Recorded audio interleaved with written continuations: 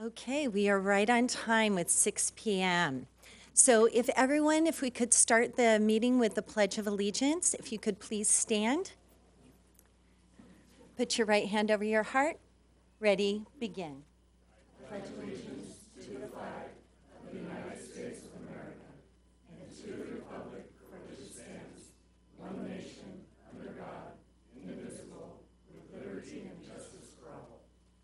Please be seated, thank you. So I would like to welcome everyone to our town hall this evening. For our viewers at home, we have a full house tonight, which is fantastic.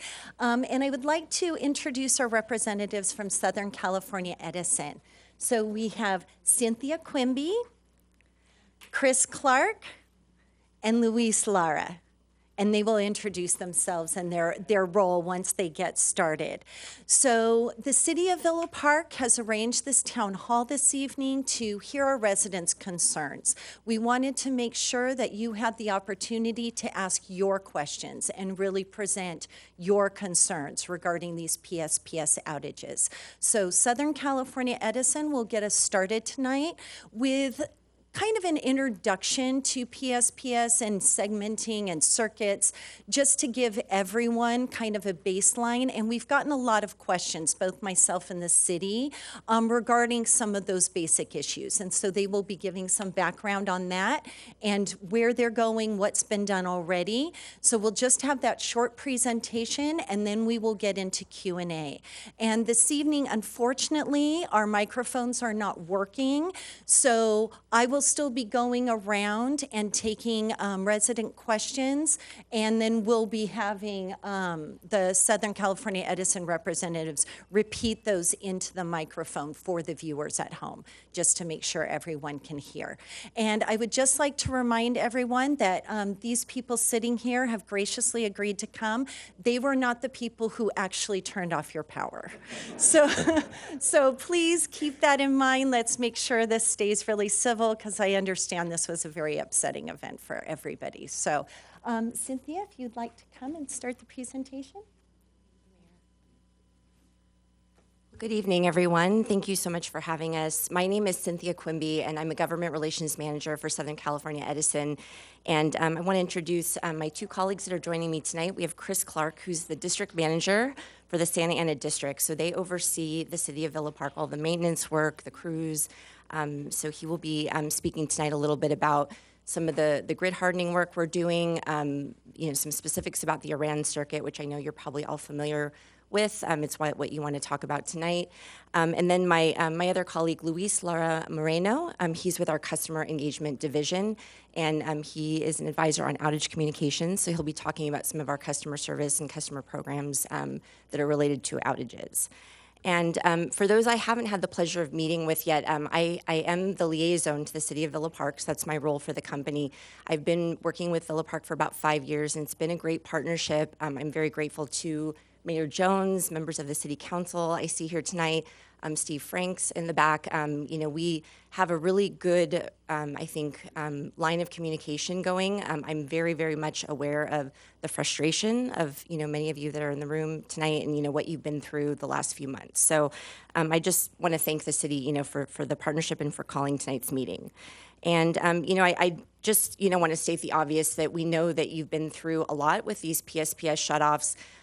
We are going to go into and talk a little bit about how it was very extreme weather that we experienced, particularly the January event, and we'll talk about, how we kind of define that.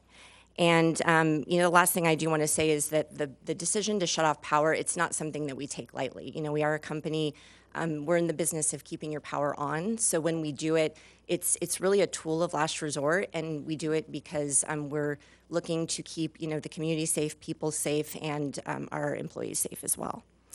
And so with that being said, we will be talking also about ways that we're working to mitigate. We're not just here to say this is something you're just going to have to deal with. We are looking at solutions.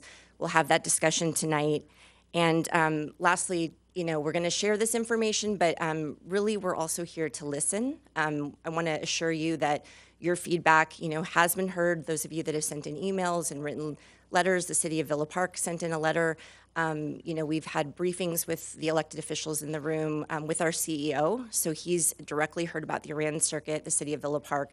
So I just want to make sure you all know that this doesn't just stop in a vacuum. This is going to be a dialogue we continue to have, and we will be reporting it back to the highest levels of the company. Am I controlling this? Oh, maybe I need to use the mouse.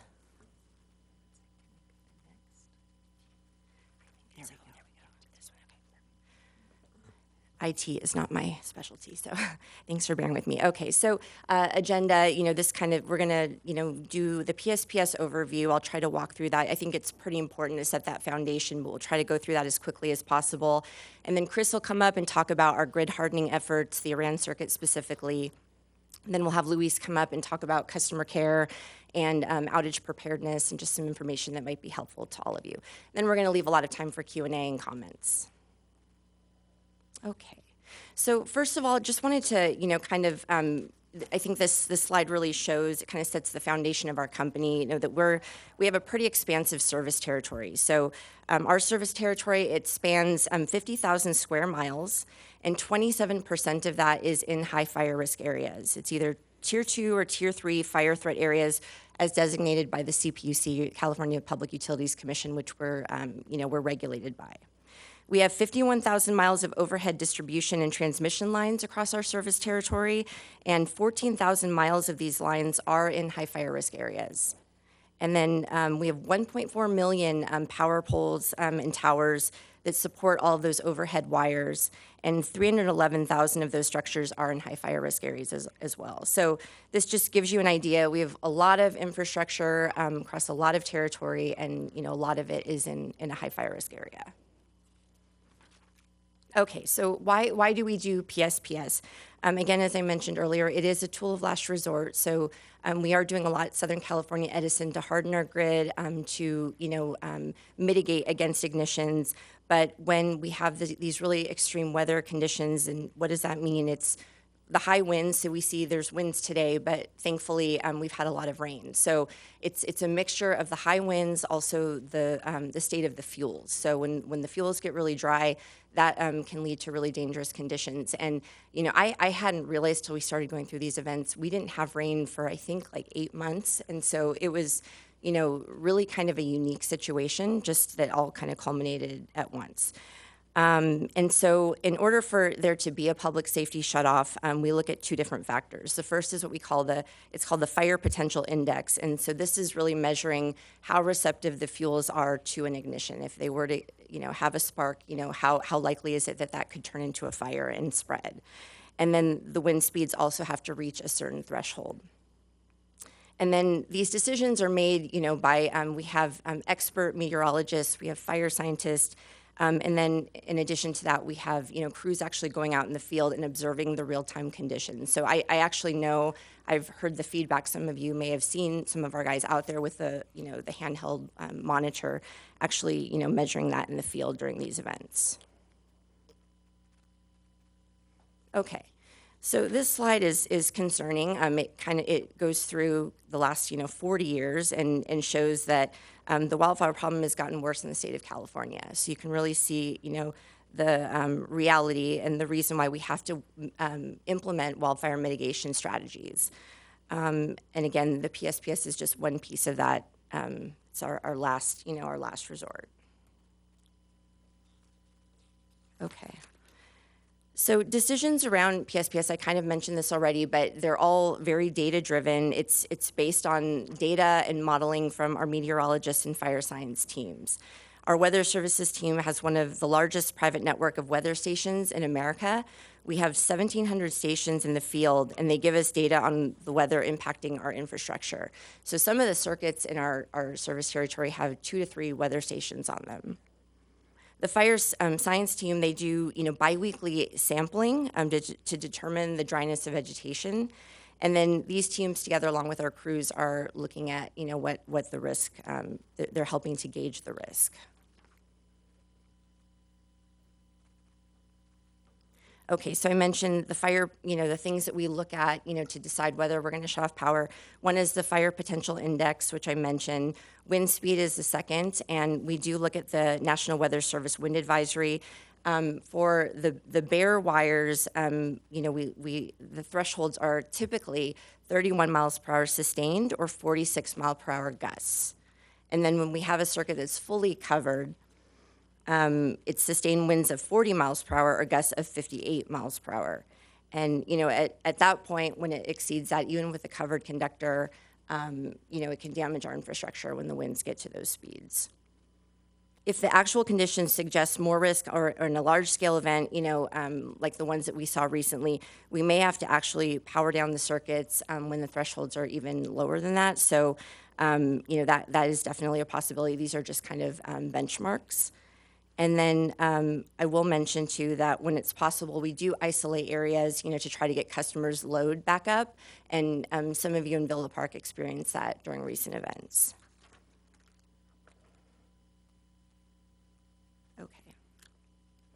So on situational awareness, again, I mentioned we have 1,700 of these, weather stations that are out in the field for us to observe what's going on. They actually, during an event, are doing readings every 10 minutes. So we're using them we're really using them during these events. The meteorologists are looking at different weather trends. They're trying to see if, things could slow down or if it's going to speed up, and they're monitoring this constantly during the event. We also have those field observers out there. So we're essentially making sure we understand the lay of the land to the degree we can.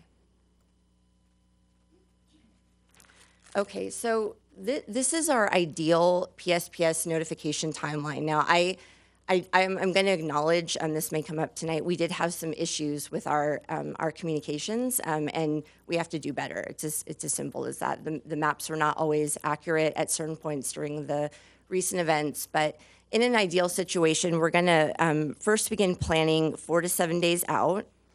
And then about 3 days out, we will actually stand up an incident management team inside the company. And then 2 days out, that in that 3-day window, we're going to start noticing our public safety partners, our cities, letting them know that we're, looking at some dangerous weather potentially. And then 2 days out, we start to notify all of our customers. 1 day, we have another notification, and then 1 to 4 hours, another notification. And then when we're restoring power, we also have a series of notification that goes out when we're authorized to restore, before we're about to do the re-energization, and then one to let you know power has been restored. And again, I know there were some issues, and definitely welcome your comments on that if you experience that. Okay, and then just want to mention, this is my last slide before I call it my colleague, on restoration. Once we do get authorized to turn the power back on, it can be pretty quick that we go out and actually have someone go out and actually look at the whole circuit to determine, do we see any, signs of damage? Do we see trees that fell into the lines? They'll take a look, and then they have to authorize that we can turn the power back on.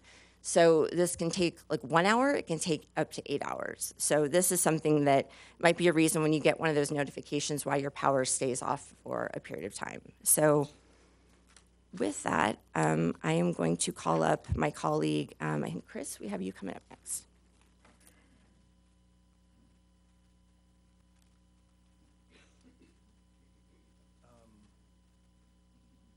Oh, I'm sorry, maybe Luis. Yeah, sorry. Sorry about that. I was testing you to see if you what I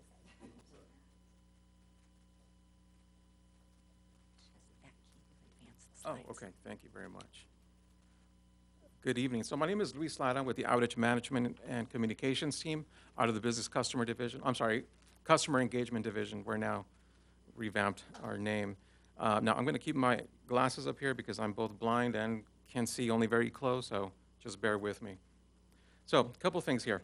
I know this is a very, very busy slide, but just want to take you back to a few things that my colleague mentioned earlier.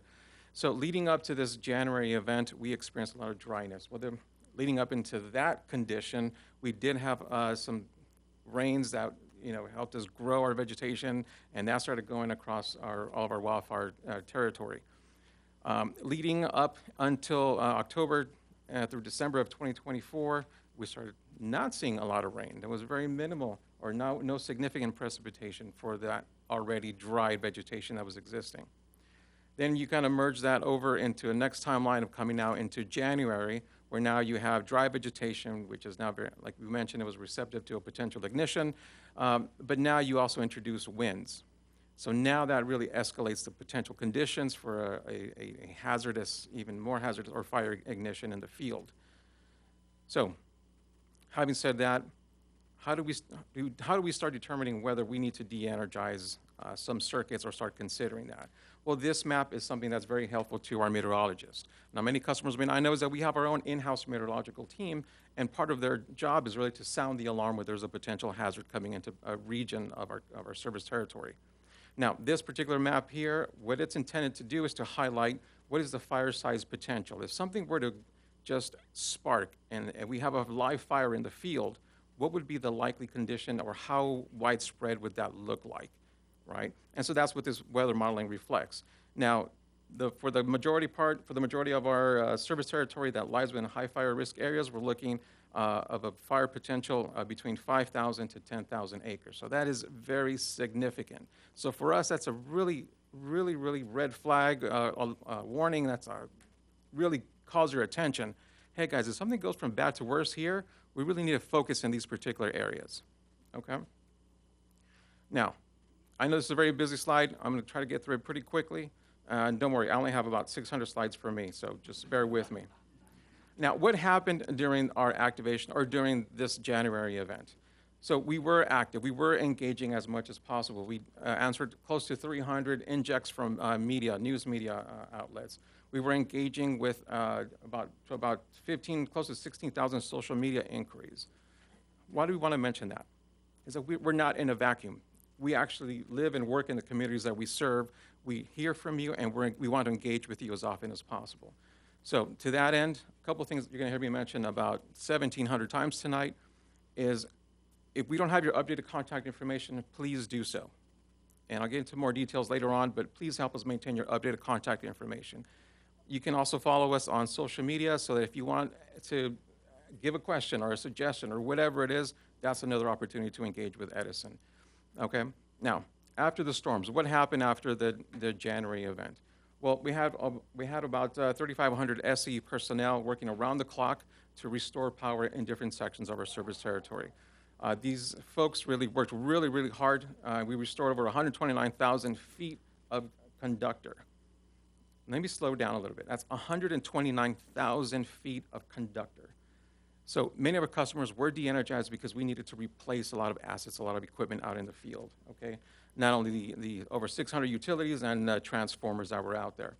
Now, after the event concluded and we had to de-energize some customers, unfortunately, we did identify approximately 70 assets that were de-energized or that we had to replace because they were damaged in areas that we shut off power.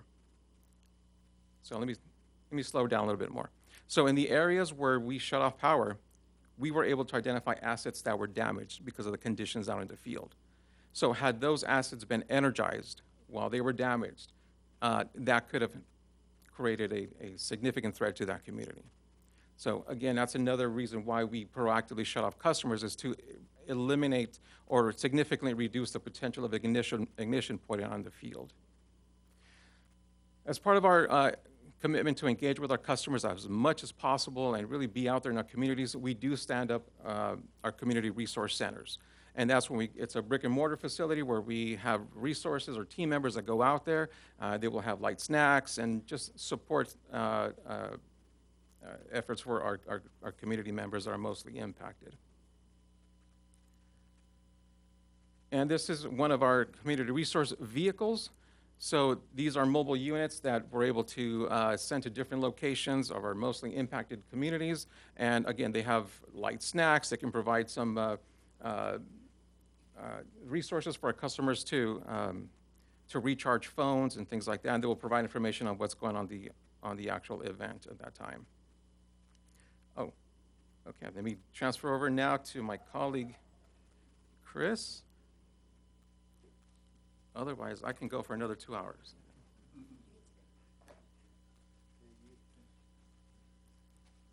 I skip it? No, I think I can. Is it just page down? Okay, cool. Good evening. My name is Chris Clark. I'm the district manager of operations out of the Santa Ana Service Yard, which actually services Villa Park and surrounding cities. Tonight, I kind of wanted to dive into a little bit about some of the grid hardening, as well as the maintenance and the inspections that we do annually and beyond, as well as what I think a lot of you guys probably want to get into as it relates to how we isolate and segment the circuits during a PSPS event. So first and foremost, as far as Cynthia mentioned a lot about the grid hardening, some of the things that we've done, obviously, are installed covered conductor. Here in Villa Park, as well as Orange, in those two cities alone in the high fire areas, we installed a little over 3 miles of covered conductor in 2024.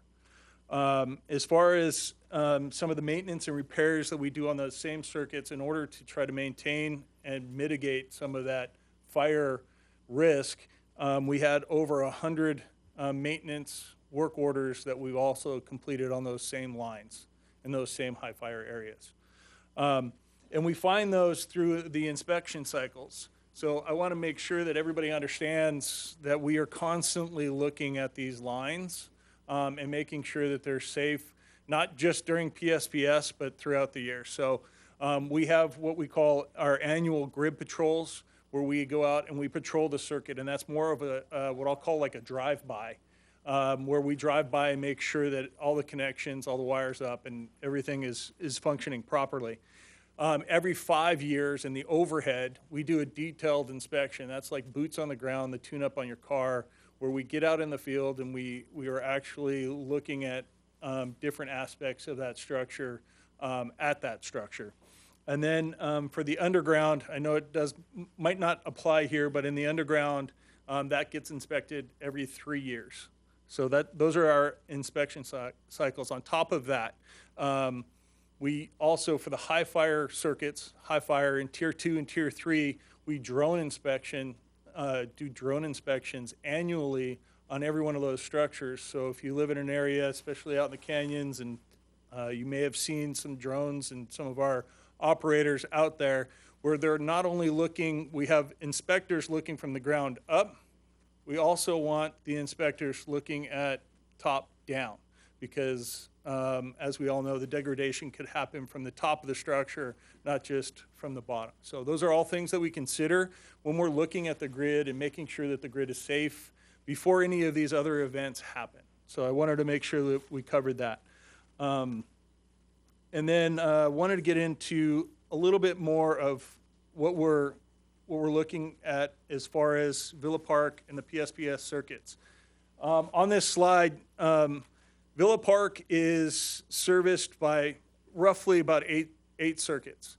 And what you'll see, just for obvious reasons, you're not going to see any structure information, you're not going to see any equipment. That's all proprietary information for safety reasons, that you're not going to be able to see that. But you know where the lines are running, and that's about all we need for this discussion. But what I do want to focus in on, obviously the black ring is Villa Park, right? The orange in the red sections those are high fire areas identified by CAL FIRE. And you can see where in those segments, certain segments of the circuits where that high fire areas bleed into our circuits, right? And then that is going to be what causes us to trigger the PSPS events as we get into these high wind events to elevate, because they're identified as high fire areas. So as you can see here, the circuit that's in a lot of our front mines is the Iran, and you probably can't see it, and I don't have but it's the circuit that runs right through the back, I'll say the east side of Villa Park. But it also goes as far south outside of Villa Park, and has that small larger neighborhood down there, including the high school. So there's a lot of questions regarding why does my neighbor have power when I don't, when we get into these PSPS events. I'll go through a couple of slides and kind of identify how we segment some of this, some of our circuitry. We are required to have redundancies in our circuitry so that should we lose a circuit, we can feed it from another angle or from another circuit. There's 2 to 3 redundant circuits that feed all over the place, right? So what's important to take away, though, is you can't overload one circuit and not, there's engineering and science that goes into that to decide how to offload, making sure that we don't overload the system. So those are some of the things that we're considering as we're moving load around. So I'll it will probably be easier to show you some of these through the circuit map. So this is the Iran circuit, and that was the one that probably impacted most. I believe that's the primary circuit in the city of Villa Park that has high fire associated to it. And you can see the biggest portion, or the area of concern for us, is the canyon area in which it passes off of Santiago Boulevard across that canyon. So we have to find a way to segment that when we get into a PSPS event in order to mitigate that risk. And there wasn't a bigger risk than we experienced in January, where we had 90-plus mile-an-hour winds in which we had to try to mitigate as much as we could. So there are opportunities for us to be able to segment this, and I'll kind of show you a little bit how we have it set up. You can see the red lines on there. That's where we're able to segment the circuit. And I know I've heard some of the complaints myself when Cynthia brought them to my attention from an operation standpoint to try to see how we can solve or provide some sort of resolution to keeping the school on that's on that same, I think it's Linda Vista. Is that their? Yes. So thank you. How do we keep that school on? And we're trying to figure out solutions, but the only way at this point that we can segment the circuit the way we need to mitigate the PSPS concern or the fire mitigation concern is to segment it right at the bottom, and then you can see the 2 other positions in which we can segment that circuit. We can pick up all of the other load from other circuits. And that's why you can sometimes, if you are in this neighborhood over here, you are impacted probably the most in Villa Park. It's okay. Yeah, correct. You're fed from the Iran circuit. So. Excuse me, we're going to save all questions until the end. Thank you very much. And I will address that. We can get in further based on your questions, so I can direct them to your questions as we go through. So some of the grid improvements that we've already done. So we've installed cover conductor on this section that you see that goes over that canyon. That's already been installed. There's been a lot of questions on, I've heard a lot of, was this a project that was based in 2021? Was there 2022? Did we not do it? Did we do it? That cover conductor was installed in late December of 2024. So it was installed. We have to prioritize everything. It probably was a project back in 2021, 22 There's permitting, there's easements, there's lots of things that go into that. So that's probably why it finally launched in 2024. As a result, I anticipate there being significant reductions in the PSPS thresholds that Cynthia explained at the beginning, as far as how some of those thresholds operate. What I've been told is that the thresholds, because of the covered conductor over this section, are going to be the lowest possible. Now, does that mean that there's never going to be another interruption?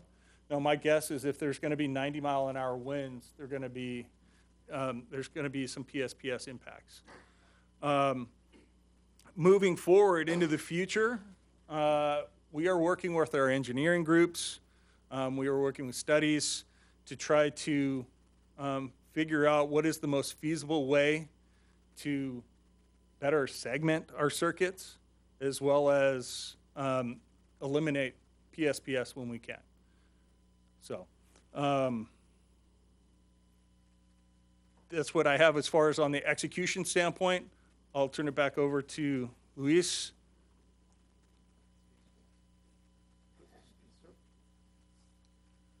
All right, guys. All right. I don't know, you guys are making me nervous. I don't see any laughter, any smiles out there. So I'm going to try my best dad jokes or something. All right, so as Edison continues to do, to deploy mitigation efforts, whether through covered conductor or re-engineering or looking at other engineering opportunities, there are some other things that we can do as residents, as those of us that live in high fire risk areas, right? One of those being preparedness, right? How do we prepare just for ourselves, right? Now, with Edison, there is a component of that how do we further engage with our communities? How do we further support our communities? You heard me mention before about our community resource centers and community vehicles. Those will continue to be deployed in those areas, those high fire risk areas when the PSPS is active.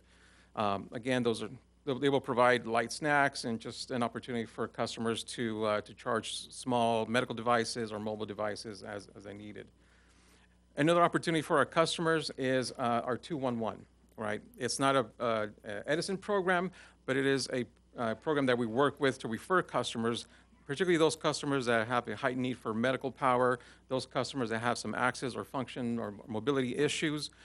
This program will connect you with those resources, particularly during an event situation. We'll also connect those customers that need it with food banks. Now, we also have our DDAR program, our Disability Disaster Access and Resources program. This is primarily for our elderly customers that may need some additional support for finding a hotel or relocating somewhere else. That's what that program is really there for, okay? Also, and I'm going to say one more time, if you have a friend, neighbor, or you yourself have a heightened medical need for power, it's very important that we have your updated contact information at all times. So one thing that will happen behind the scenes is, let's say that we push out a notification 2 days in advance. Customer, we're looking at this potential PSPS event. We may need to shut off your power. If we push out that notification to a customer that's medical based on their critical care, and that notification is returned as undeliverable, then we'll make another attempt to connect with that customer, right? Conduct a sort of wellness check just to make sure that they received it and they can prepare in advance. If we're still not able to connect or engage with that customer, then we'll literally deploy a field resource to get out there and literally do a door knock for that customer, okay? So again, if you know someone that has a heightened medical need for power, please let her know to connect with Edison. We need to have that identified on their account. And I get it, not everyone thinks about Edison, particularly during emergency events, right? There's only 2 times when people think about Edison, and that's when you have to pay the bill or when you go to flip the switch and the light doesn't come on. Both of them, not the best experiences. However, in a blue sky event, I would really, really encourage you to help us update your contact information and maintain updated contact information. So prepping in advance, update contact information. We do have a critical care backup battery program for those customers, again, that have a heightened medical need for power. It's a small battery backup system. It's not going to power your entire house, but it's something that may help those customers just to kind of get through an outage or for whatever, whatever could PSPS event or whatever it is. Now, mind you, we could lose power for any reason, not just a PSPS event. It could be a truck, ran into a pole or something. So how do we start thinking about preparing for ourselves and our family or our businesses moving forward? Now, during an event, we are able to lend out batteries to those customers, those critical care or medical baseline customers. So if that is a need, please let us know, reach out, and make sure that your account is identified as a medical baseline account. For those customers that may be interested in something a little larger, you can also buy, we have what's called a marketplace on se.com. We don't sell generators, we don't sell these battery backup systems, but it's a good place to kind of begin your research, right? So as you assess in your own home, what is the most critical areas, and if you talk to my wife, she's gonna say everything, but really there's some really critical components, right? Like the fridge or whatever it is. Those aspects we really wanna kind of keep energized, or a medical equipment or something that's happening in our house. And that's where some of these systems may come in to better support. So I would recommend as you go home, start, kind of in that preparedness mindset within my household, what is something that must have power because of whatever it is, okay? Now, there's a lot of stuff here. We all live in earthquake country. We've been here for a number of years, so we all know that we should be prepared for an earthquake. Same thing for an outage event, right? In fact, many of our customers are more likely to be impacted by an outage, whether it's a maintenance or an unplanned outage event. So start thinking about that. What does that preparedness mean for my family? So in my particular situation with my family, I have a son, I call him Knucklehead Jr., who has a lot of asthma, right? So if something happens or he runs a little too much or gets a little too excited, it starts coming up. So if we need to evacuate, because we live in a high fire risk area where there's a lot of fires near us, and if we need to evacuate again, I need to make sure that I'm able to take his medicine with us, right? Sometimes I want to choke him and don't want to take his medicine, but that's a different story, okay? So a lot of information here for you that we provided to you guys. One thing I do want to highlight for many of our customers on the preparedness side is if you lose power and you're at home, or you need to evacuate for whatever reason, but there's no power at your home, how do you open the garage, right? So many customers don't really think about that. We haven't had to deal with that issue. So for those of you that may not know, if you walk into your garage, there's typically a red tab hanging. You pull on that, and now you can manually open that garage door. Now, here comes the opportunity for those of us that want to be more community or more engaged with our neighbors. For my particular situation, if we lose power in our community, I need to think about the neighbors down the street that may not be able to lift that garage door. So how can I help my neighbors? So once I'm able to get my family out in a safe place or able to get mobile, what can I do for my neighbor? But that's just the preparedness that we have kind of identified for us and in our community. You may want to start thinking, what does that mean for us and my neighbors and my family members, right? How does that preparedness work for us? If you are thinking about installing a generator, a whole house type sized generator, we do recommend that you hire a licensed electrician for that. If you need information from SE as far as how much load you consume, we can provide that to you, or you can even find it yourself on your account on se.com. Now, if you don't know exactly where to begin on preparedness, we do have this downloadable guide on se.com.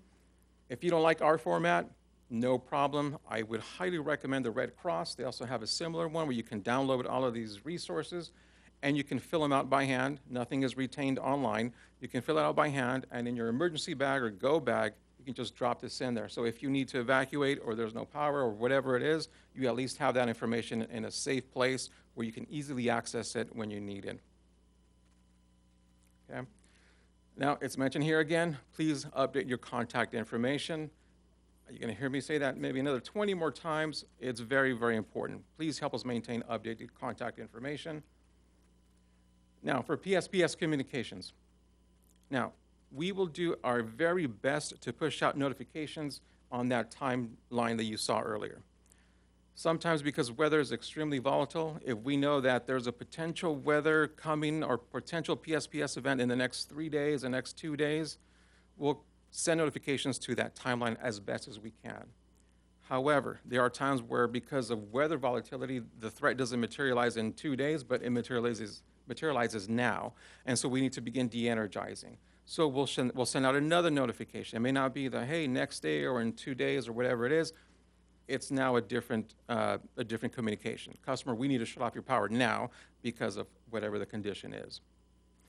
Now, granted, I'm going to tell you right now from the get-go, there were a lot of challenges with our notifications during this January event. There were. Internally, we are working on how do we solve some of these issues moving forward. Moving forward, we are looking at a different notification platform, so that will be coming up in the next several months. So we should see a better engagement opportunity with our customers on that front. You can also go to our outage map on SCE.com. It's a very interactive map. You can type in your address, and it'll let you know not only what maintenance or active repair or unplanned outage events are occurring, but during a PSPS event, it'll provide more information. So if you need to find out where there's a local community resource center or community crew vehicle, it'll be identified within that map, okay? Now, just to let you know, there is about a 20 to 30-minute lag sometimes for that map to update, and that map is actually going to be revamped as well.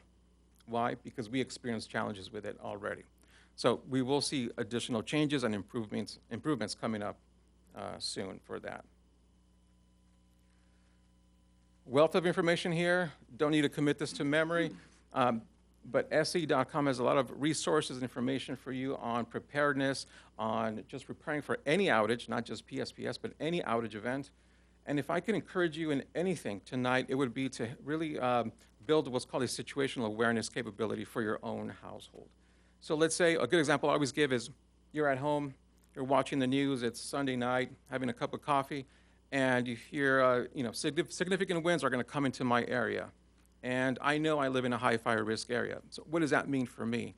If Edison has to call a PSPS event or an outage, how do I start preparing for that in advance? What do I need to do with medications, with our dogs, or whatever it is? So how do I build that situational awareness capabilities within my own household? Okay? My last message, please update your contact information. All right? Thank you very much. One laugh. Just want to close out, and again, thank you all for being here tonight. I know we're going to get into the part that we want to hear from you, and I know this is the part that you've been waiting for as well, as to talk to us. But yes, we'll be leaving this PowerPoint presentation with the city, so it can be posted, and we can get it to you if anybody would like to have access to these links. So at this time, I'll have the mayor come back up. Yes, and I would just like to re-emphasize that the city will be sending out this slide presentation. I saw several people, taking pictures, so you will be getting that along with the link to the video from tonight's presentation. And then for our Q&A portion, I would like to acknowledge that we have Fire Chief Fetterman here, and as well as our new Sheriff's Captain, Captain Sotelo, here as well. So if you have any questions that our public safety partners might be able to answer as well, they are also available tonight. And I will go around the room. We'll have Cynthia come back up, and I will go around the room. We want to make sure that we're taking questions in an orderly fashion. And also, I do see some people here from the city of Orange. If you could maybe hold your questions to the end, we should have plenty of time for everyone. But the city of Orange will be having their own presentation from Edison on April 9th at 6 p.m. at Salem. So you will have another opportunity at that time. So if we can just get started, Cynthia, if you could come back up, and if you could raise hands, and we'll go around the room. See, I think the way it'll work, you'll say your question. I'm going to try my best to repeat it back.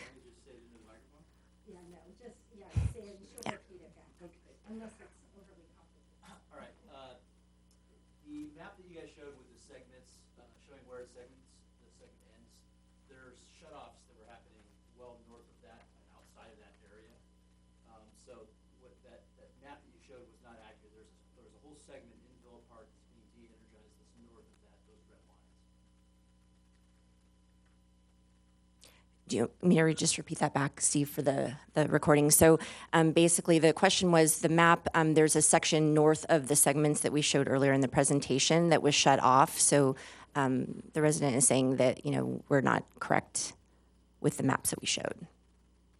My question is, the area of concern is the creek, and we've, the covered conductor, had Edison updated its database essentially in time, I take it that none of the shutoffs in January might have occurred because we would have been on a lower threshold for the winds had they updated the fact that we had covered conductor in there. Is that accurate? No. But I want to be clear. The project that was completed in 2024 was literally done right before Christmas time, and it was done by a third party. So that data was being updated, and I believe the event in question was at the beginning of January, correct? So you're right in that perspective. But I want to make sure that everybody understands that January's event was a pretty significant incident, like a 1 in 10 storm. And I don't want to say yes with a blanket statement that it would have prevented it. I'm not so sure it would have in this case. However, I do know that there were events prior to, I believe in October and November as well. I do believe that it would have prevented those events, looking back. And then final part of the question, the area of concern is that creek, and it's still Correct. an area of concern with the covered conductor. If we got an agreement with the water district, which owns that land, to clear that of fuel so that it didn't have fuel to burn, and if that was cleared every 6 months or something like that, and kept clear, that combined with the covered conductor, that could really help mitigate this situation. Do you think that could be a solution? Chris, do you want to repeat you want me to repeat the question back? So just the area of concern where the creek is, the question is if the water district clears out the vegetation there, is that combined with the covered conductor work that was completed going to increase those thresholds to decrease PSPS? I'm not 100% sure. And that's something that we can take back and we'll look at, because that's one of the factors that go into the threshold is certainly the growth underneath and the dry brush, which was significantly high because they measure how much growth you have in a typical area. So I know that is definitely a contributing factor, but it is something that maybe we can consider. But I also want to touch base on your original questions in terms of the segmentation of, so that whole section, and I don't know if you want to go back maybe and settle in on just the Iran circuit slide. Up at the top is what you're concerned with, or what the concern is. All of there's circuits which touch the high fire area, and because those circuits are touching the high fire area, they are therefore considered high fire circuits.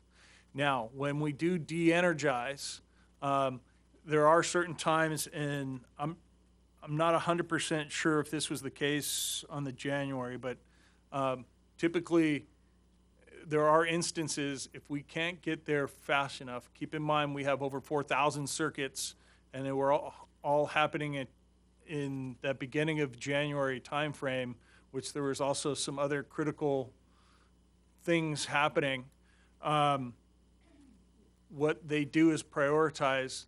I think in this case, they de-energized the entire circuit from the substation, and then we sent out troublemen to go backwards to re-energize certain segments. So that could have been what you're considering as far as the impact on that one. There's two segments that got shut down every time. They're the very far top right-hand part in circuits. orange and part in Villa Park. Yeah, and we are also talking, our PSPS team is working with outside agencies to get exceptions in certain areas, given all a bounty of factors to try to get exceptions in certain cases when and if it just barely goes over, what are the risks, et cetera. So those are being considered. Thank you so much. We're moving on to our next question. I just wondered, is there some master plan for the future where your equipment that you have now will be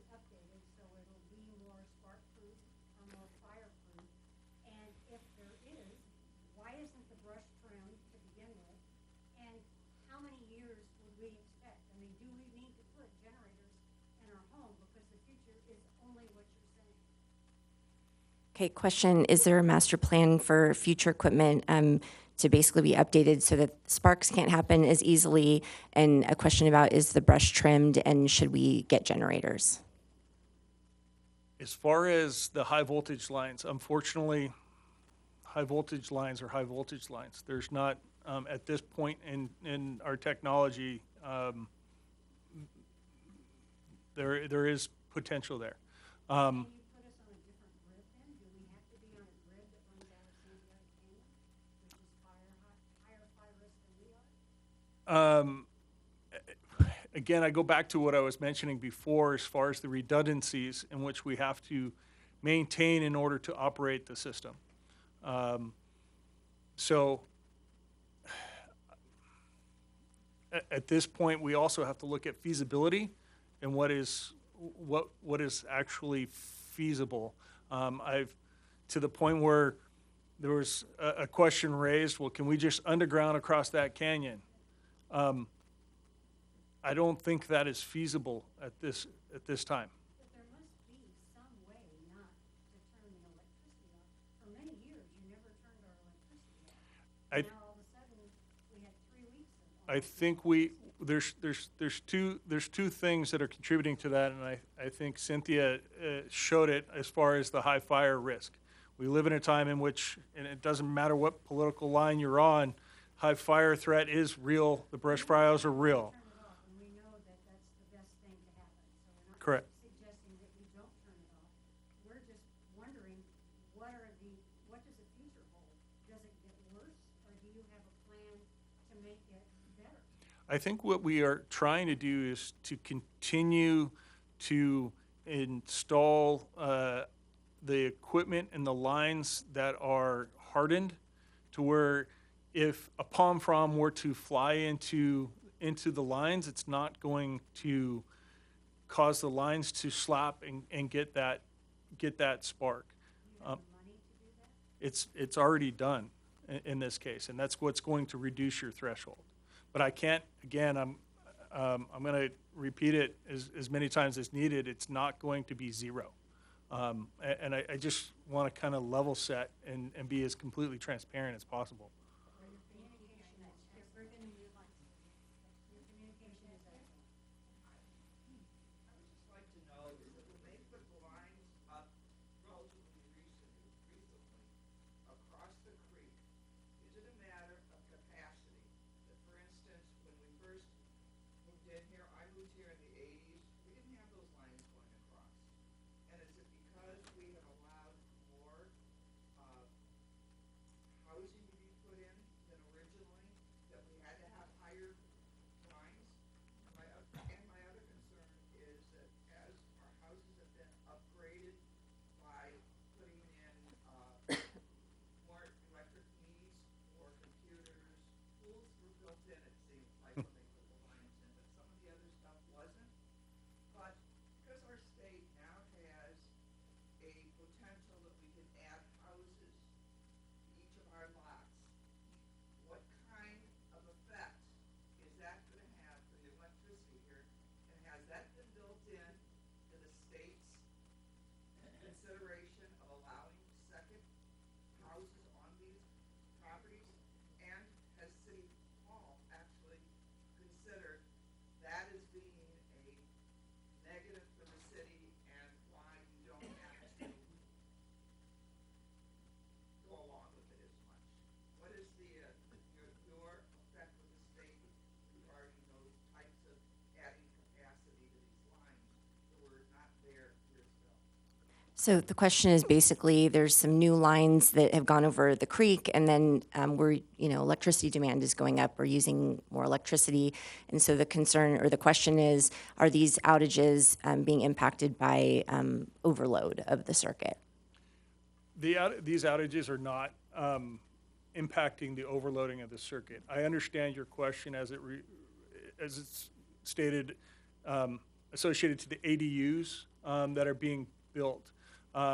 When we add any additional lines or I'll say energy need onto the lines, we do a full-blown assessment on that section. And we do all of those upgrades to make sure that there isn't going to be any drop or flicker or impact any of the other residents per se. So it is being added in, but it is coming as an upgrade to the system. Isn't that the problem you have, if you have too much capacity going over the creek, too many lines, or you don't want to have the lines touch each other?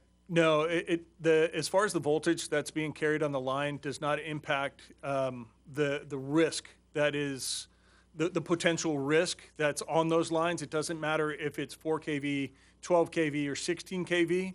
It really doesn't matter because at any point any of those lines get together, there could be a potential, right? So it doesn't matter the voltage. What we try to do is mitigate that by covering the conductor. So in the event that there is a spark, and I think this gentleman made the point of clearing the brush, that could be a contributing factor, certainly.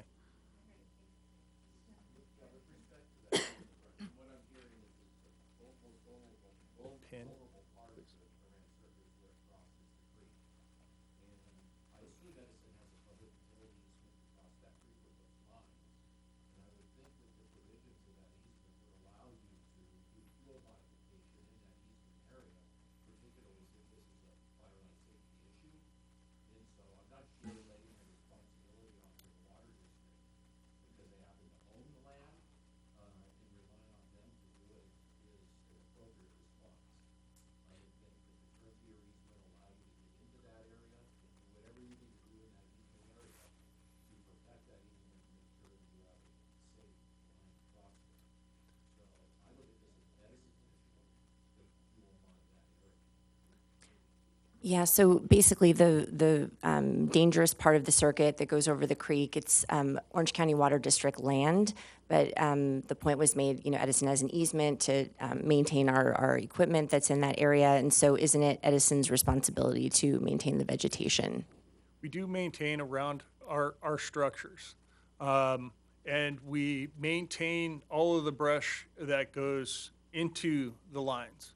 Underneath the lines, I'm going to be honest with you, I'm not 100% sure. And please don't misstate, I didn't say that one entity owns it versus another. I'm just clearly stating that it may be a contributing factor that we may be able to look at. But we're required to maintain 10 feet diameter around most of our structures, as well as anything that is in our lines. Those lines are probably about 50, 60 feet in the air. So there isn't any brush. There's not a lot of concern for us as far as brush blowing up into those lines. However, they are covered, reducing the threshold. Chris, I have a picture here of that exact power line. It appears that the lower 4 have the covered conductors and the upper 3 do not. And it was taken January 12th. I just wanted you to confirm that to see if in fact that was in fact covered conductors. So the top of those, yeah. So the question is I'm looking at a picture, and the question that the conductors that go across the creek, there's 2 sets of lines. There's what we call a distribution line, which is your 12 kV circuit, and then above that is your transmission line. The transmission line do not contribute to the PSPS. So they have a faster setting on that voltage, and because they are so high, they do not contribute to PSPS. So additionally, to finish, there's going to be a new pedestrian bridge project going just across at the widening of Cannon. They're adding another lane, and they're adding another pedestrian bikeway across, just north of where your line is. Would that be an opportunity to cross the creek without having to underground and keep it safe? Certainly something that we can entertain. I mean, there's a lot of things that would have to go into that, but I would not say no. You could always put an encasement underneath that bridge or to the side of it. I don't know without looking at all of the specs or the engineering of it. I wouldn't say no, but I would love to entertain it. Yes, absolutely. So, I understand that Edison uses the, public safety, high fire risk maps to set some of the parameters, for instance, the creek bed there, and probably a far upper tip of the circuit are very close or within Yeah. high fire zone. Who sets those maps, and does that really affect your decision-making on the Iran circuit? Because all of those areas are not really natural areas. They, just like the other gentleman pointed out, they can be cleared of brush to almost any level we want.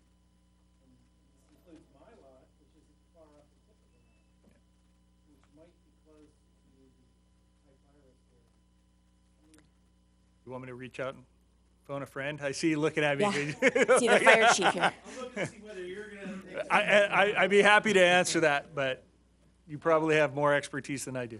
Kevin Fetterman, I'm the division chief over fire services for Villa Park. The map, high fire hazard severity or fire hazard severity maps in general are set by CAL FIRE under California State Code. So what the maps that he displayed are the state responsibility area maps, and then soon we'll have local responsibility area, fire hazard severity maps as well. But those are set by CAL FIRE. So I guess my question though is, given that we are under pressure from the insurance companies and the town to start clearing and cleaning things up, what's the chances of those maps being modified in the next 20 years? You know, is there mutability on those maps? I can't speak to. Yeah, so the question is, what's the chances of the fire hazard severity maps being modified in the next 20 years? I can't speak to that, the next 20 years. That's a pretty open-ended. But what I can tell you is there was no input taken from local agencies, communities, cities, or fire agencies relative to the maps. It was a designation or a scientific calculation model that the CAL FIRE did. And has issued out to, in this case, the pending ones are local government. So I can't speak to what's going to happen in the future, but even the current maps haven't taken into consideration local feedback.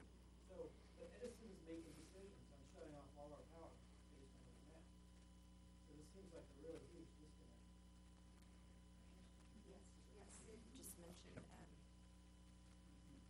So the CPUC, the California Public Utilities Commission, also puts together maps with the high fire severity zones, that tier 2 and tier 3 I talked about. So we actually, I believe, look at those, you know, as we're making determinations. And I've actually heard that those maps are going to be updated. I think this year we're going to get some updated maps. And they're specific to utilities. They're specific to, you know, what the ignition risk is. That's what they're taking a look at.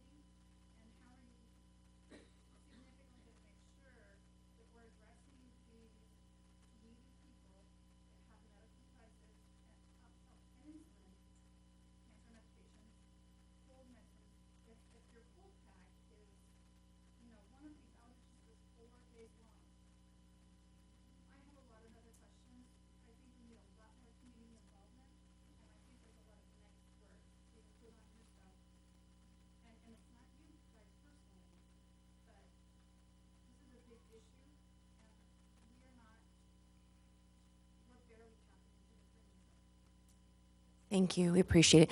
So yeah, there's actually two questions, and I like my job. I get to assign. We appreciate the comments. So the first one I'll give to Chris. It's really about, specific again to the Iran circuit. What are the goals? And she said, it's not just the creek area, but there's open space around, that may be contributing to the risk. And if you can talk about what the goals are. Yeah, as of right now, the biggest thing that we had on our plate was to make sure that we covered that, and that was for last year. The question, though, is really surrounded 2025. Obviously, we're going to take care of whatever maintenance is found, and we're going to continue to do that. Because of the outreach and some of the other concerns that we've had and the performance of the circuit over the last 3 years has led us to the point where we are working with, we're taking a deeper cut, working with engineering, and looking for opportunities. And when I say opportunities, it's not just grabbing.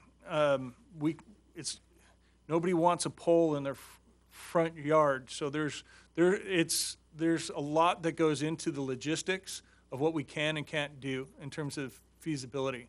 I would love to put a switch at the end of that cul-de-sac and cut off isolate that whole canyon. There's no room over there to put any equipment. That street that goes up from that cul-de-sac right after the canyon, that street's really, really tight. And we already have a lot of infrastructure up there.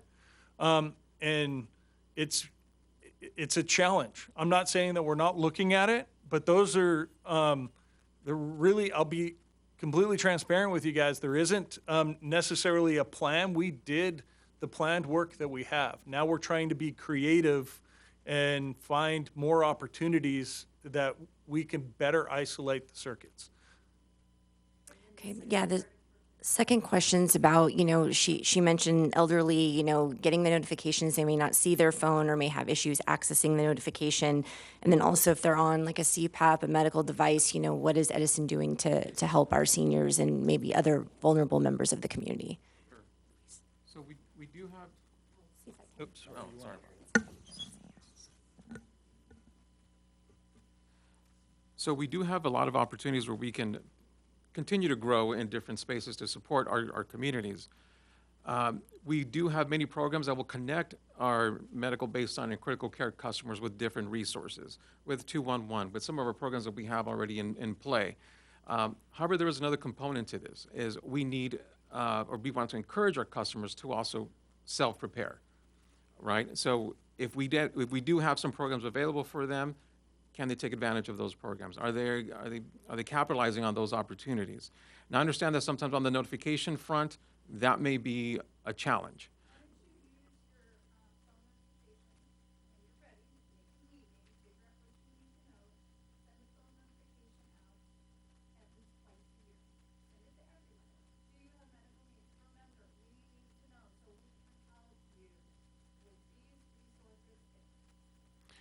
Yes. In fact, we actually do send that out, that messaging, as part of our insert in our bills. That's another challenge that we face, right? Right.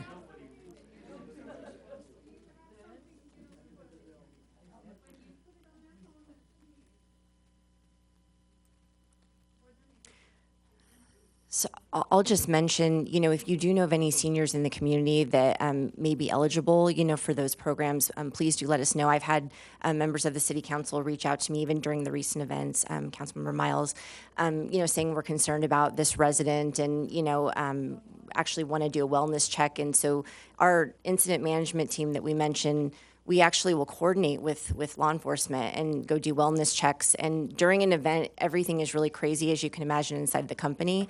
But one of the things I can definitely do, if we find out there is an elderly, member of the community, it doesn't matter if they're elderly, any vulnerable person that's on a medical device and they need a battery, we can make that happen. There are resources we want to do. If someone's life is in danger, we certainly are going to, we're going to pay attention to that. So please do let us know. And, again, we have a lot of flyers, information. If there are other ways we can be promoting this, please let me know.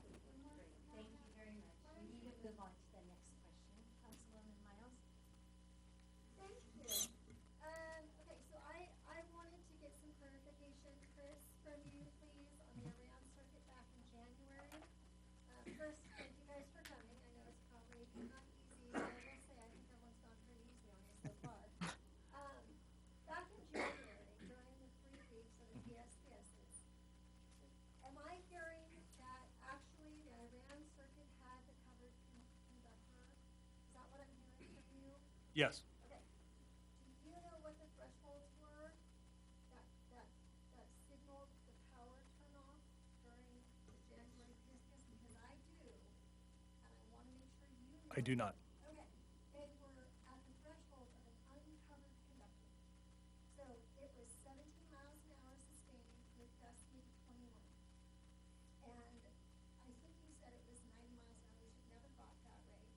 We actually went over to the circuit and saw one of your field workers taking measurements, and it was nowhere near that, and the power was off on seconds 2, 3, and 4. So I understand we can't go backwards, I'm glad that hopefully we're going forward with this. But here's the thing, since now I'm hearing that it actually was covered and the threshold should have been higher, and it sounds like it was a disconnect between the third-party vendors that you used and whoever was the one in control, what are you going to do for the residents during those 3 weeks that lost food, that were upset, that had emotional distress, that had psychological issues due to feeling insecure or anxiety?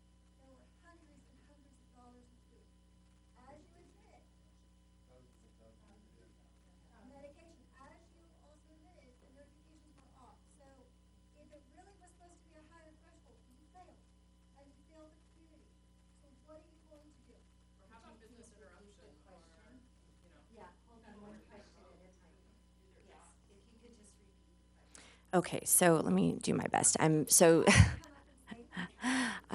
me do my best. So, Councilmember Miles was basically saying that, you know, the covered conductor was installed back in December, and, you know, that the thresholds, her understanding is that the thresholds that were looked at, you know, in terms of if it will trigger PSPS, were based on it being a bare wire as opposed to covered conductor.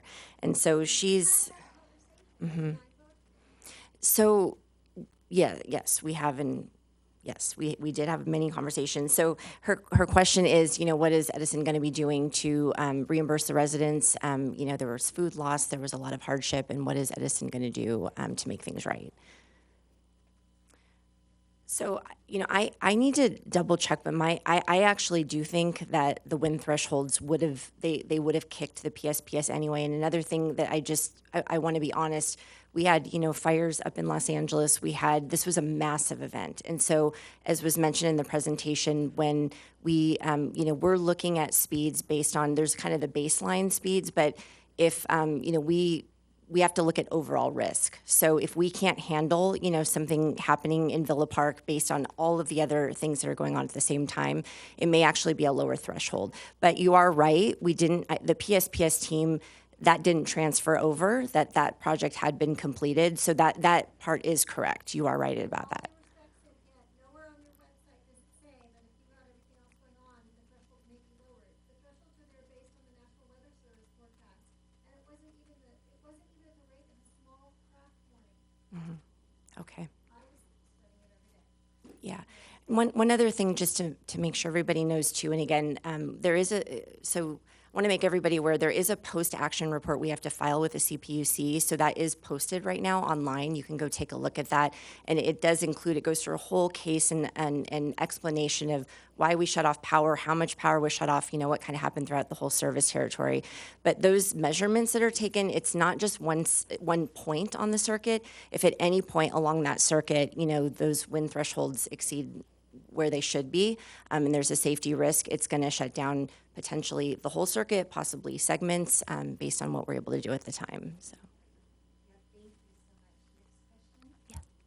apologize if you covered this, I got here a little late, but I see that there's that circuit. I saw some red lines on a later slide that said something about, you know, where you could cut it off, I think. I also heard you say that there's redundancy everywhere in all of it.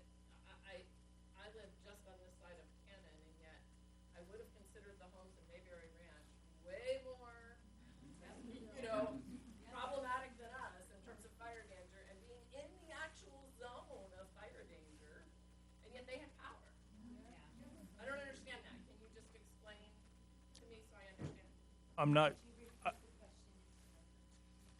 So the question was basically she's talking about the segmenting of the circuit during events, and she's hearing that there's redundancy where we can maybe basically take some customers and move load onto another circuit during a PSPS event. And she said that the Mayberry Ranch area is actually a more problematic area. It's closer to high fire risk areas. So why were they on when her neighborhood was off? You said you lived off of Cannon, and I apologize, I don't know where that is on the map. To the east on the bottom right-hand corner? I live in the west of. Please. Right here? The main road going up on the top part of the whole circuit. Here's Cannon, Okay. and then this is Willow Park, this is Mayberry. Okay, so Is that is the she one- here? This one here? Yeah. No, he wants, I think Are we down here? Yeah, this And is I- all in the high fire zone. Yes. This is a road called Cannon that Yeah, goes right okay. here. I'm like right here. Where Okay. all of this gets shut off. Yes. When all of this had power. Okay. Yeah. I'm just gonna go up there that way So the question, and I apologize for not knowing the actual streets in the neighborhoods, but I do want to explain a little bit. So the question was, how did we segment and why did some areas, in particular, I guess I would ask in this area here, is that over here? They're on a different circuit, and I don't know if they're underground or overhead. They're not fed from the overhead circuit. But you're fed from the overhead. So what happened, in my understanding, is so this is a Y right here on this section here. We do not have a way to isolate this line that comes in here, which feeds this section, this part of the neighborhood, right? It's my understanding this area did not have. This was the most impacted area. So it was this, we call it a radial. This radial here was probably the most impacted because it is fed off. When we isolate the canyon, and we can only isolate from the switches that we have installed here. And then we can open up the other circuits from the north. It's called the Handy. And from between the Handy and the Qatar, we were able to pick up the rest of all of the load to the west. Right where your cursor is. We were out of power. That's where I live. We were out of power.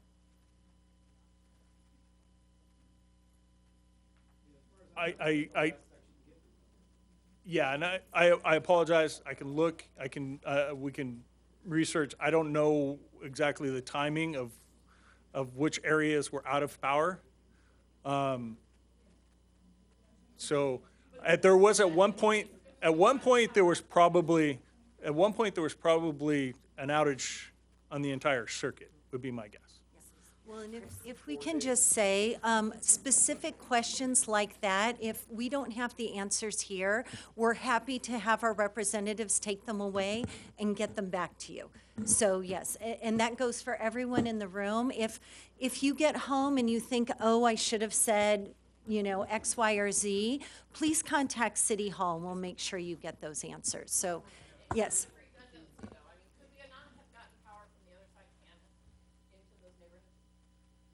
No, it's not connected. Okay, thank you very much. Now we're moving on to, this gentleman here. Switch spots. I have a question on communication. You admitted that the communication is lackluster, for lack of a better term. My wife and I are both on the alerts and the emails and the texts. Technology has made it so it's not that hard to mass email and mass text people. Like, this is something that I'm sure a bunch of us do from the businesses and everything. The alerts, frankly, crap. We went to Costco the day before and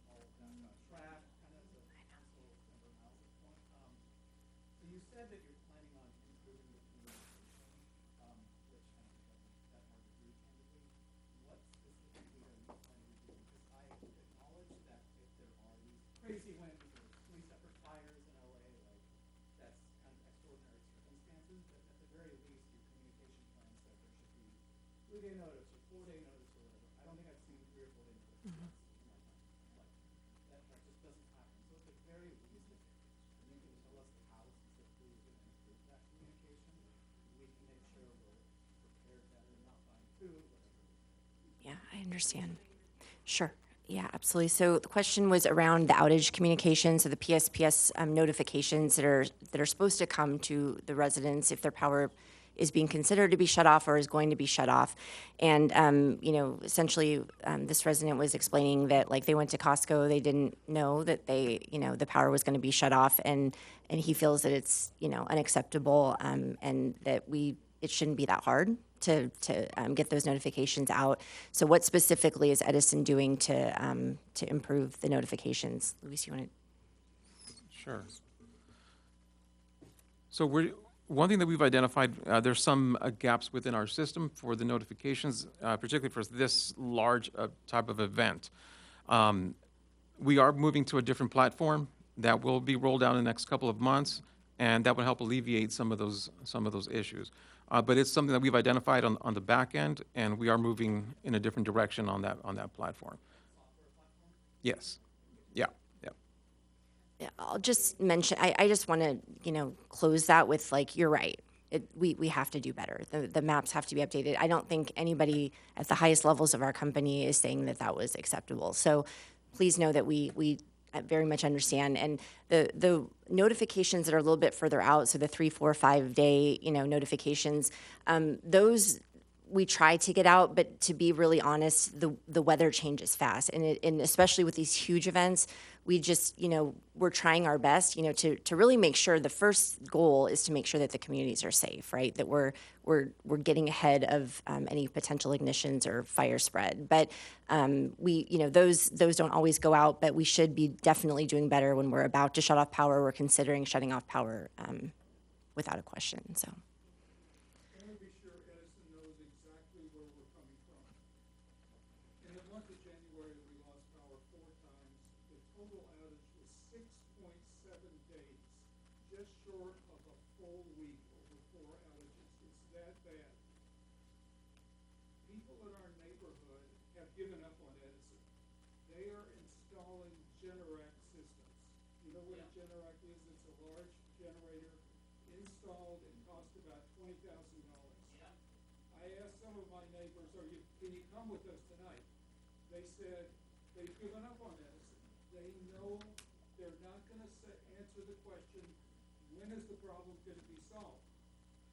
Remember Thanksgiving? We used to invite people over to our Thanksgiving.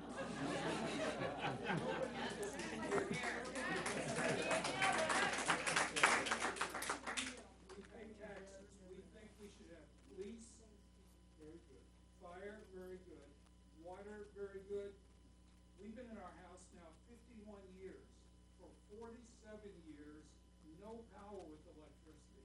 Then, the winds have not gotten any better, any stronger, but over the last 3 or 4 years, these problems keep multiplying. Let me conclude by saying, this has been good and useful, but it hasn't attacked the problem.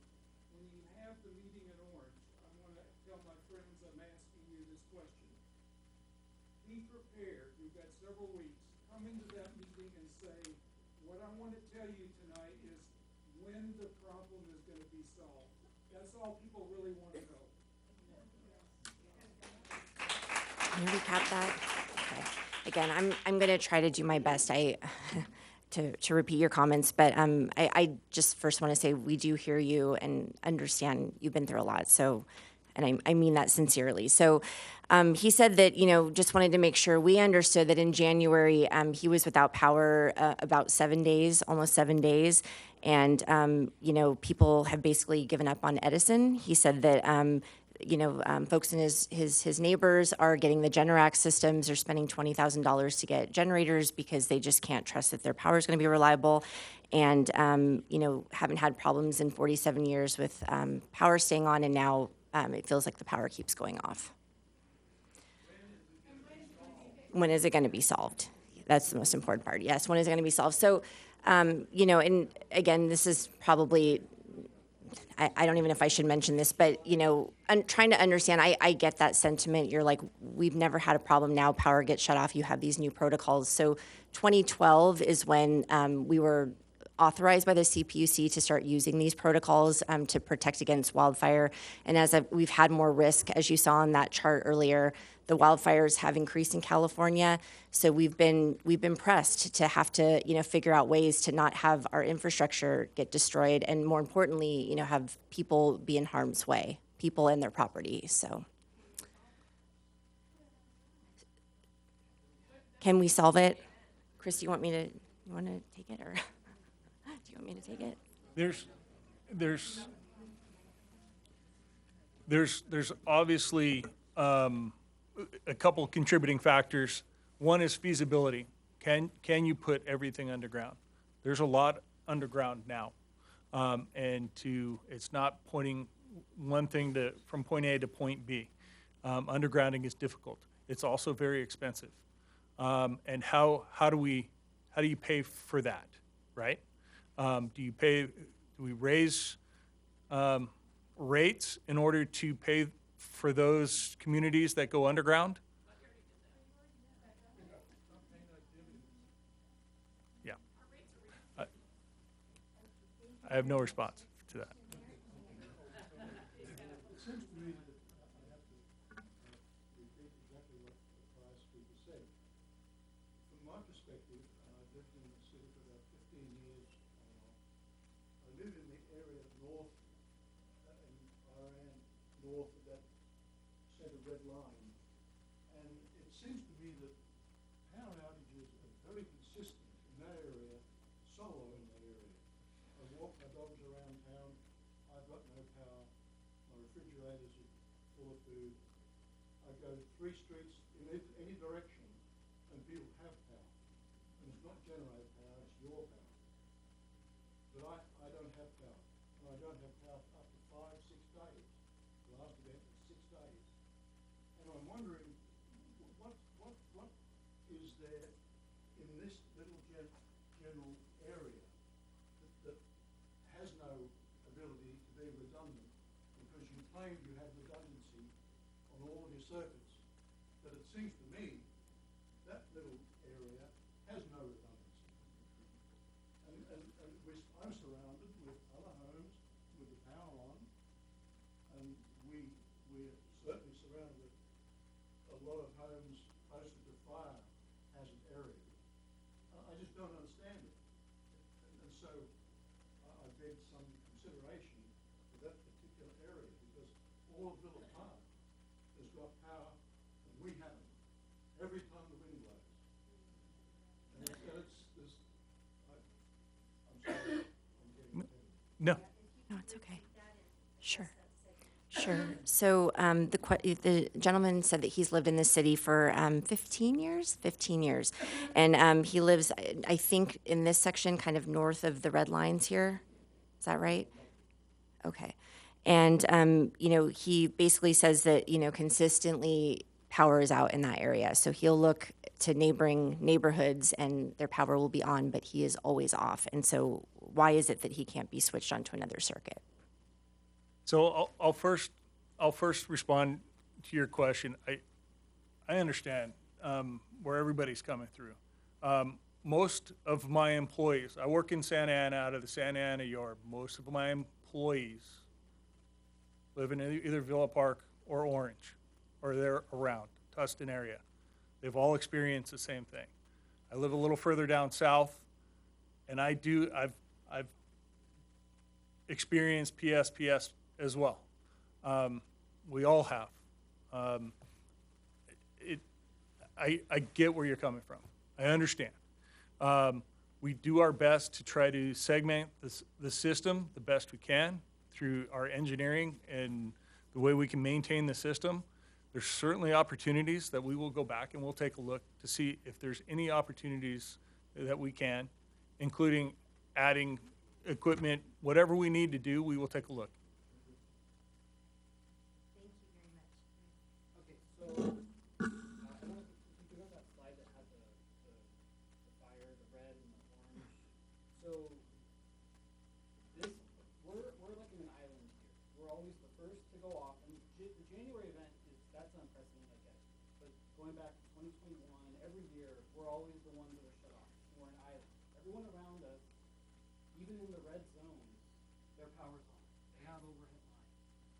What makes this crossing over this creek so special? Can you enlighten us? Why is that one the first one? And I'm not exaggerating. It's the first one that's always got a PSPS in all of Orange County. Okay, the question was, that Villa Park is like an island, and, there are folks in the red zones that will have their power on, but Villa Park always is the first to go off. And what is it that's so special about that part over the creek that makes them always be the ones to go off first? I'll be honest, there are several circuits, not just the Iran. Matter of fact, the Iran is probably in the middle of the pack. And I know that doesn't resonate with anybody in here. But if you're in the canyon areas of Saddleback Canyon areas, yeah. Okay. I can't dispute that. I'm not sure if that's true or false. I don't know. There were two sections. Hold on, we've got more questions and we need to get to everybody, so over here. I think we all kind of live in the same sweet spot, it sounds like. But I think our first experience was in November of 2021. It sounds like it's about the same time. So it was Thanksgiving, and had no power for Thanksgiving. We made our turkey on the grill that time. So that wasn't great. That's what motivated us to get just a backup generator. But I think I came here tonight just to try to. We've been balancing. Do we go whole house generator and spend $15,000 or $20,000, or do we kind of stick with our system and trust that you guys are going to fix the issue in the long term? Sounds like there might be some improvements. Maybe we wait another year or two to see if what you guys have done already makes it a little bit better. But it's, I think all of us are kind of debating. Do we go? It's almost like we live in the mountains or something. We got to buy a backup generator for our house when we live in the middle of the town. So that's, I think, what we're all trying to really debate. So I was hoping for just a little more reassurance that it was going to get better. Yeah. So the question came from a resident. It says he also lives in that same area that always seems to be shut off, and they're considering getting a generator, and he's trying to make a decision. Should I do it? Is it going to get better or is it not? And I think the one thing I can commit to, and I know Chris is very committed to this too, like he is looking at solutions. We are in a lot of meetings right now. This circuit is very discussed at our company, and we are looking at options. Just being perfectly honest, there probably, Chris, correct me if I'm wrong, but there's some areas that there's not a ton that's going to probably change. Hopefully, these weather events were very extreme. So if you look at, I think we have a log of the events, and I think the year before, if I'm not mistaken, 23. yeah, it goes back to 2023. So yeah. There was one event 2023, one in 2024, and then these January ones were, I know, devastating and very long and extended. But there are some parts of the Iran circuit where we are looking at, switching and segmenting, and there truly may be some mitigating impacts, for those residents. But like Chris said, I mean, if you're looking for full assurance, PSPS is never going to be completely off the table, so.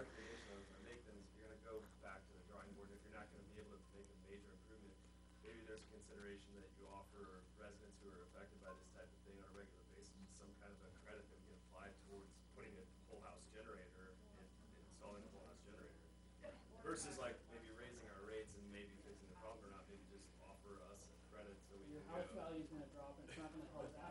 That's true. But I mean, it's just think creatively. Thank you very much. We have a couple of questions. Thank you. So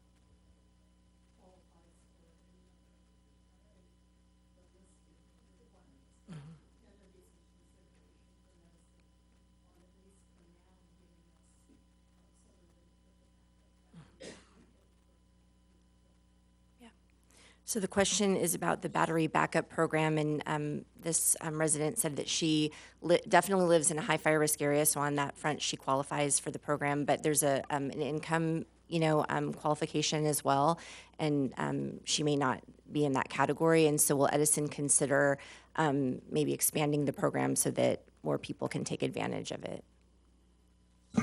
Whoops. So we do, I don't know if you're referring to the critical care backup battery system or the SGIP program. That's the one, okay. So yes, we do have a self-generation incentive program, and that's for a whole house battery backup system. Now, this one is geared more toward income qualified. There's different qualifications for that. That's true. I'm sorry?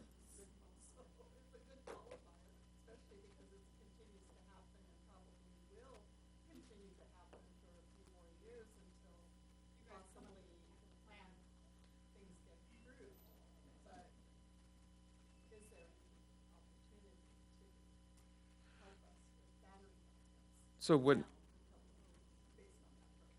what we can do is take that back with us to see if there's an opportunity to expand some of those. I don't want to promise anything. I'm not sure whether that's feasible, whether this program will qualify for anything else other than that. But we'll definitely close the loop to find out if it's possible.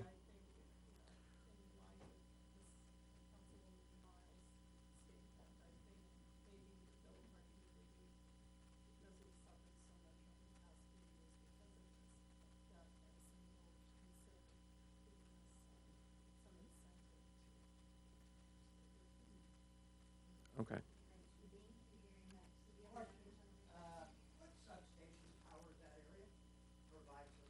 Question is, what substation powers the area? Tustin and Taft.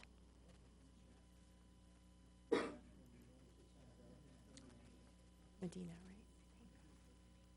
right? And I ask, why do you ask? Because I'm looking at where you will shut the power off. Huh? If you're coming, go back to that previous slide. The one with the red, because the lower red there crosses the creek. So if the power is coming, my question was if the power was coming off of the Tustin and Taft one, which I'm being told is not the case, then I understand why you're shutting the power coming across the creek. It's coming from the south, for sure. It's coming from the south. Okay. I don't know the cross streets, but it's by the high school down there. Medina. El Medina.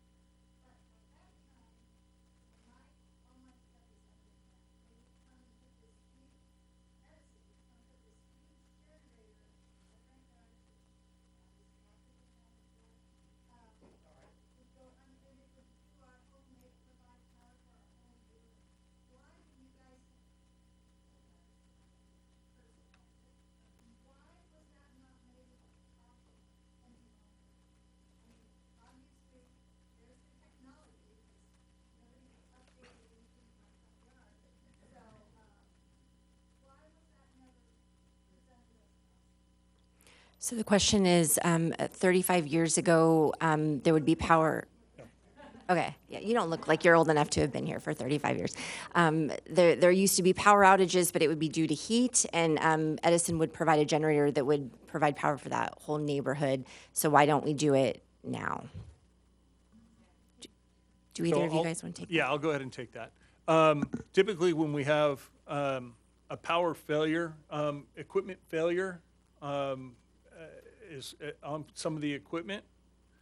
In those cases, I would assume, I don't know the situation long ago, but when we have, let's just say, underground cable failure, it is that if it's going to take longer than a certain amount of time, it's not uncommon for us to put that on generation. The problem is if you do the same in a lot of these other areas, you're still feeding the overhead lines. Everything is still fed from the overhead lines. So, Comment on that for Spectrum did do that. Spectrum had generators right down my street. I heard all night long running telephone lines, TV lines. Spectrum did do that. okay. Oh, I just wanted to clarify, I think some of the anger in this room comes from the fact that, I just didn't know, are you aware that other than Silverado Canyon, in the last couple shutdowns, do you know how many segments were de-energized in Orange County other than Silverado Canyon? There were several. There's two, according to your maps. According to your maps, the only two that were that de-energized in all of Orange County other than Silverado Canyon, and I think we have the screenshots of the maps. So I think what we don't understand here is that why we're the only ones that seem to be singled out. And when the rest of the county, if everybody's power was out, I think everybody would just kind of understand, hey, yeah, the power's out for safety reasons. But when we're it feels like we're being singled out. That little section of Orange, that little section of Villa Park are being singled out. And we understand the creek, maybe those wires got upgraded, but that's where the anger comes from is why are we being singled out of the whole county? And then what's the plan? And I still haven't heard anything. There has to be some way to rerun the segments or have redundancy from some other place. And that should be, got to be one of the highest priorities in the entire county. And we're not hearing that at all. And I think that's what the frustration is about. Yeah, residents just said, we're very angry because at a certain point during the event in January, we were the only one shut off. No one else is shut off. And if we saw other people being shut off, then maybe we'd be more understanding. But it just seems like you're being, you're the only ones. So still don't hear a plan. And what are we going to do about this? Yeah, I can tell you in Santa Ana, out of Santa Ana District, so that's northern, I'll say northeast Orange, right? We had 16 circuits that we were managing through the PSPS event. And there's probably at least that down in Saddleback, which covers Irvine, in a lot of the canyon areas. I know Fullerton through Carbon Canyon also had several circuits that were off. It was a pretty significant event. In no way was this circuit, in particular the Iran, the only circuit that was not off. I can't answer to why the maps were not updated. That is something that I will take back and we'll take a look as far as the communication piece. But there were, I don't know what the total number of circuits, but I can tell you in Santa Ana there were 16 circuits that were off. That were off as long as ours were? I can't tell you about how long. We're not talking about the fire, the fire. This was like the week after. Right? There was, The last couple. I'm sorry. My question is, I read that on the Iran circuit, segments 2, 3, and 4 were the ones that were cut off. My question is, how many segments are there in the Iran circuit? And can you choose any of the ones on the Iran circuit to turn off? Or the Pacific? There's somebody in this room that we're neighbors. I know we're in different segments because she lost it for 7 days. I lost it for only 4. So I'm on 2, 3, or 4, and she's on a different one than I am on. But how many segments are on the Iran circuit, and can different segments be turned off? Okay, the resident said that, segments 2, 3, and 4 were impacted quite a bit. She knows that there's different segments. How many segments are on the Iran circuit? I'm not 100% sure how many segments are actually on the circuit. 6 or 7. It's 6 or 7. Yeah. I've taken the note. But just like a lot of the other circuitry, sometimes you can't get to a segment without going through another segment. And that's what so it's not, we do not have the ability to say shut off 2 and leave 7 on or 6 on, because you may, in order to get to 6, you may have to de-energize 3, 4, and 5 to get to 6. So When you go from 0 to maybe there's 30 of them, why would the ones at the beginning be the ones that would be turned off, or are they at the end? It's not a 1 through 6. It depends on how we can de-energize each segment through our equipment. I also live in the same little area that we don't have much electricity during January. So I know we've bitched enough about it, but we really want to look and see what to do. But I'll attack it from a different point of view. Two problems that I saw a lot was in coming back. I know that it could take up to 8 hours in oil spill to come back. And when I asked, because we were affected many times, that it took over 8 hours to come back. And what I heard was from your guys out on the street to everyone we checked, that you were so busy with the high priority things and didn't have enough people. So we were being held back on getting the electricity back, even though there was no wind whatsoever. It had stopped being windy like at noon. We didn't get electricity until like 8 o'clock in the morning. So can you figure out when there is these situations that you get the people and do prioritize a little bit, especially areas that you're hitting, every few days losing electricity. And now, I no longer was putting any food in the refrigerator. I would move it to the refrigerator in the garage, and it was just chaos. So my question is, can you see how this little area that we can't figure out how to keep electricity on in this event, can we at least get a little higher priority, and when the wind goes down, when the situation is better, that we can get priority in getting the electricity back? The question was, when in terms of the restoration after a PSPS event, she said, there was at least one where, it took 8 hours roughly to get power back after they got a notification that power was going to come back on. And so her question is, because we get impacted so much, can we maybe, one, can we get more people to help if it's a resource issue? And two, can we be prioritized a little bit more because we've been impacted so much? Yeah, and I'll take that one because I am directly responsible for the folks that actually re-energize the circuits. And I will say the January event was somewhat unique. We were responding to the fire as well as a lot of issues in and out throughout our district. So resources were tight, without exception. But there's also, when we before we can take any action, a couple things have to happen, and it's probably a good, what goes into that quote unquote 1 to 8 hours, if you will. So once we get the okay that we're able to patrol, what we call patrol.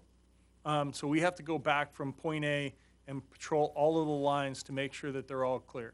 Once we do patrol all the lines, then we have to, at each point, we have to communicate back to the IMT to say that this section's clear. Keep in mind, the IMT is one central location that we have to, all of those actions have to be reviewed. And at the moment in January, they're not just managing Orange County, they're managing the entire service territory. So we put in a request that, like, yeah, we're clear, we're ready to re-energize, and we have to stand by because there's a lot of activity. There happen to be a lot of activity. Typically what we will do is we will try our best to move resources to where the area is needed most. We can pull resources from the entire service territory. However, in an event like January, it was everywhere. So the resources, I couldn't go to the southern sectors and pull in resources. I couldn't go from the out east, and certainly couldn't go up, take resources from the north, or from like the Altadena area, like that area. So it was spread thin. Typically, when we have a storm condition, it's not uncommon where it's focused in one area, where we can all kind of diverge on one problem. and we can have a quicker response. Now, even saying that, that doesn't mean that there's not opportunities for us to improve, because there absolutely is. So I will take that to heart. But I will tell you guys, the linemen and the staff that we have, we've done everything we can for the last 150 years to try to keep the lights on. So this is a new change for all of us, to actually de-energize the lines. But it's what we need to do in order to try to keep our community safe, and try to mitigate that fire concern. But I hear you. We own that locally as far as the re-energization of the circuits. And we'll continue to look at ways that we could respond better.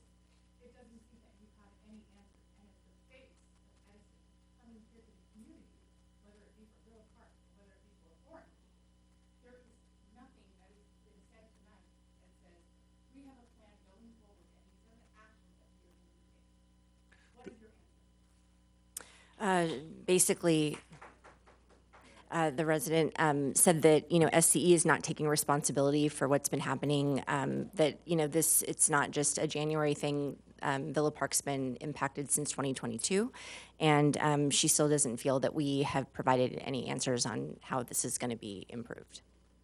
System-wide, what we are doing is through our grid hardening efforts and trying to reduce those thresholds.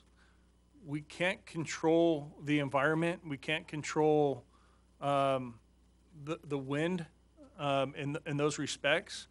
So what we can control is to harden the grid the best we can, and to try to reduce those thresholds. And then in turn, make sure that we maintain those lines through our inspection cycles to make sure that they're as safe as they possibly can be.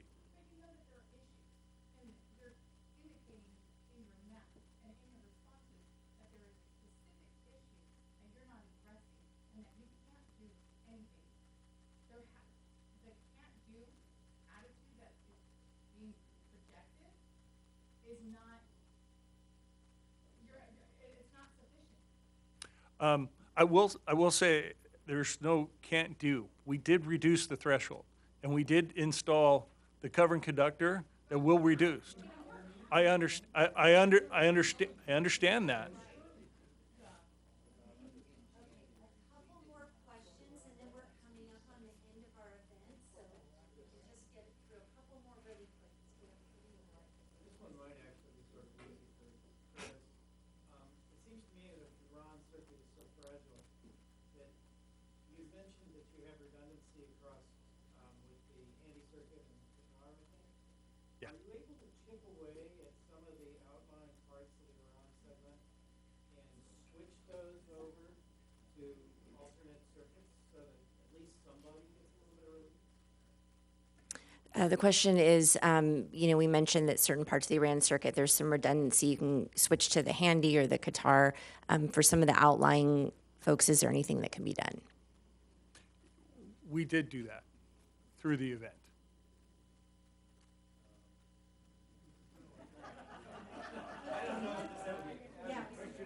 Yeah. Hustle through because I have a few more questions. I'm just wondering if you couldn't help us out by just promising us, since we've been plagued by this, no summer rolling blackout for years to come into the future. Just excuse us from that whole rolling blackout thing. Question You could do, I bet. was, can you just make it so that we cannot be impacted by rolling blackouts, should that happen? Hopefully it'll be another 20 years, but I don't know. We don't have that I don't think we have that control. So, Okay, next question. And then just two more, and then we'll wrap up. Going forward, I think what I haven't heard is the responses so far is, can anything be done about our particular area from the extended shut off? Being switched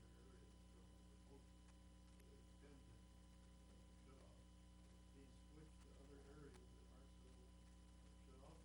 You're talking about redundancy, improving the lines and so on. But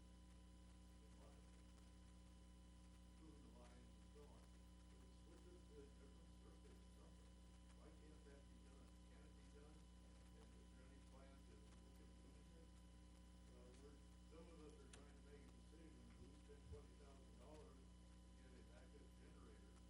And is there any plan to look at doing it? Some of us are trying to make a decision, do we spend $20,000 to get a backup generator? Or do we wait for, let's tell Edison to do something about switching us to area? It's not all switching. Yeah, I'm sorry, I'm repeating myself. Are you also in this, so I'm just curious, if people feel comfortable, this section right here, how many are in this area?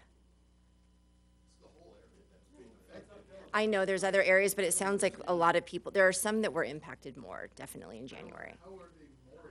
Some were off for longer, yeah. Not everybody was 7 days. But, well, one thing I'll just say, so some of this work that Chris is talking about that, he's looking at for the future, we're going to continuously be communicating with the city so that they can, also, as you have questions or if you're considering buying a generator, I mean, we will try our best. I am committed to doing what I can to, report back to the city about improvements. Jan, hi, how are you? I'd like to have one opportunity, and I too feel as if I'm repeating myself. The cover conductor that was installed is going to reduce the thresholds. It will have an impact. It didn't in January. I understand that. So you're committing to 40 mile per hour to staying in 58 mile an hour gusts. It will make, I'm not committing to that. Okay, let's, But I want to make sure that I'm clear with this, is that there were modifications done to improve the system. You have not experienced them yet. I understand that. You haven't benefited from those system improvements. okay, here, last question, please. This gentleman hasn't had a chance to ask. I'm a principal of private school. Okay. And this may be a conversation that we have back at the school another day. But we were at a school 11 days. So we had 11 missed opportunities, 11 school days out. Unfortunately, when the shut-off was put in, it was put in right at the point where our power gets run to the school. I think you might be familiar with that. I am very familiar. So I know at the beginning of this meeting, you mentioned the school Mhm. and the specific plans. Can you expand on that, or is that something you want to have a conversation with me separately? Did you want to say the question?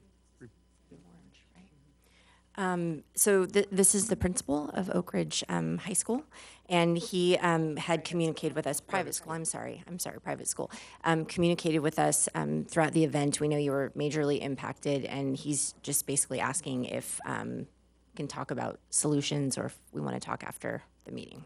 Yeah, no, we are looking at every possible opportunity and solution. I received your videos. I have the information.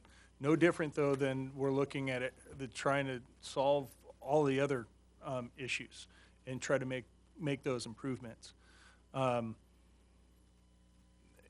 There are challenges abound, but we are actively pursuing opportunities to Great. try to solve. Thank you so much. And I really would like to thank everyone for coming today. We're out of time, but as I made clear, Please talk to City Hall, call the office, talk to any one of your council members. We have Mayor Pro Tem Wu here, we have Councilman McBride here, Councilwoman Miles, myself, Councilman Frackleton unfortunately was out of town this evening. We have all been hearing from all of you throughout these events, and we have tried to get as much as we could individually your questions answered through reaching out to Edison directly. We will continue to do that. This is not the end. This is not the last event that we will have here in Villa Park for Edison. So we realize that this is an ongoing issue.